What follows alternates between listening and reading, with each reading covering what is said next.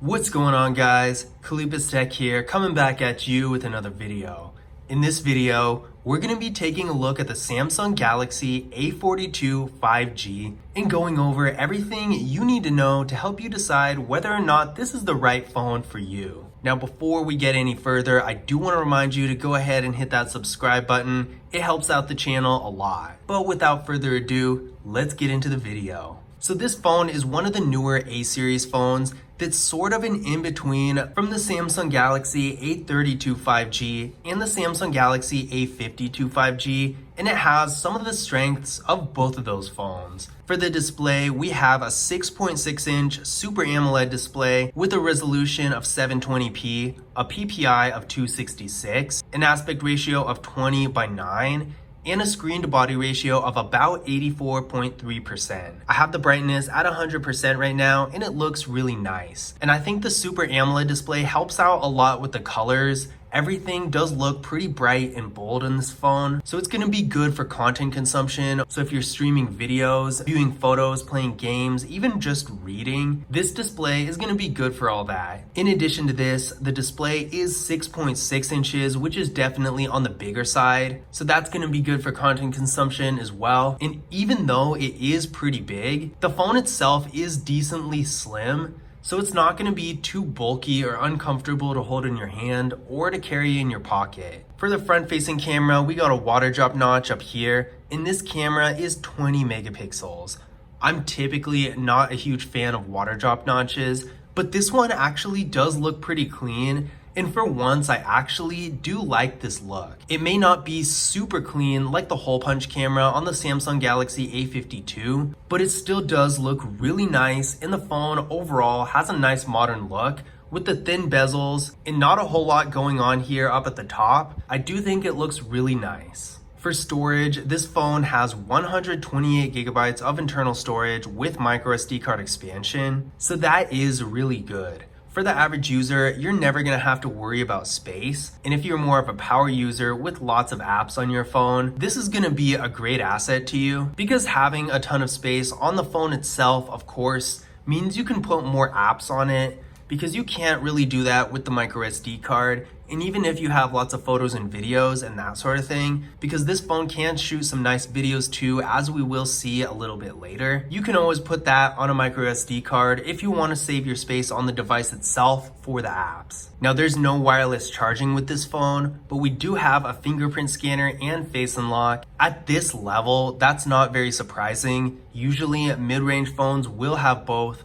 but it's still nice to have two options. The fingerprint scanner is right here in the display, and it works really well. Let's try that one more time. And there we go. As you can see, it's really fast and responsive. No issues here. For the rear camera setup, we got a quad camera right here with a 48 megapixel rear camera, an 8 megapixel ultra wide camera, a 5 megapixel depth sensing camera, and a 5 megapixel macro camera. Now, here's where things get a little interesting.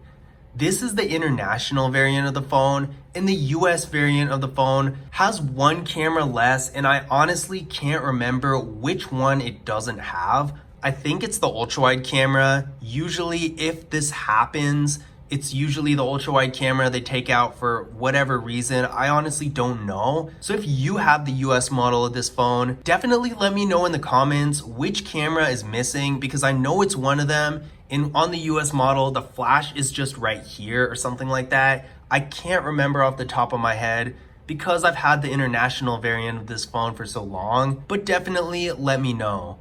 Either way, it is a bit of a drawback that it's like that. I do wish Samsung would keep everything more consistent across the board, because it does get a little frustrating from a consumer standpoint when you have two different variants of a phone with such significant differences. But that being said, this specific variant of the phone in my hand does have this camera setup, and it is really nice. You have pretty much every feature you could ask for. And in addition to this, the phone can shoot really good videos as well, with a max quality of 4K in the rear camera and 1080p in the front. You're able to get some real good videos from this. Now internally, this phone is getting 6 gigabytes of RAM with the Qualcomm Snapdragon 750 5G processor. Now this is actually a really good processor, and for a mid-level phone like this, it's really impressive. I ran a Geekbench 5 benchmark test on the phone and it came back with a single core score of 658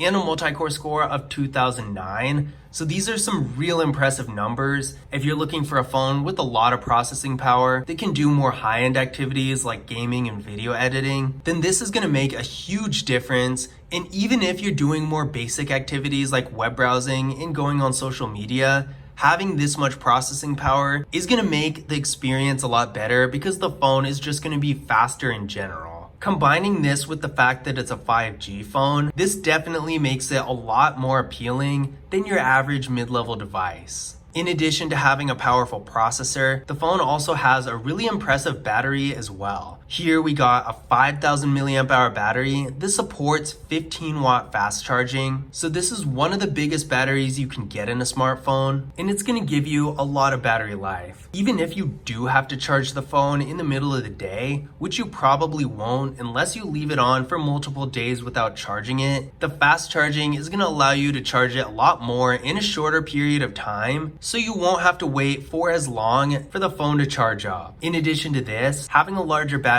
also means there's going to be more longevity down the road. All batteries degrade over time, but with a larger battery like this, you're not going to notice it as quickly, so you'll be able to use the phone for longer. So if you like to get one phone and keep it for a long time without replacing it, having a large battery like this one is going to be an essential factor in being able to do that. Another nice thing about this phone is that it has NFC.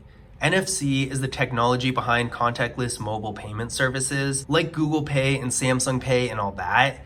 And with these features getting more and more widely used these days, it's nice that this phone has the technology so you won't miss out on using the feature. So now that we've gone over some of the specs of the phone, let's take a closer look at the hardware. On the left side here, we have the slot for the SIM card and the micro SD card. On the right side, we got the power key and the volume keys. On the bottom here, we got a 3.5mm headphone jack, a USB-C port, the microphone, and the speaker. On the top of the phone, we got our noise canceling microphone. And on the back, we got the camera setup and the flash. There's a Samsung logo down here. And once again, keep this in mind, I can't stress it enough. The camera setup is different for the US model of this phone. I honestly didn't even notice this until I saw a picture of it on Samsung's website and realized there was a camera missing. So definitely don't forget this. If you want all these camera features, you will have to get the international model because the US model has a different camera setup.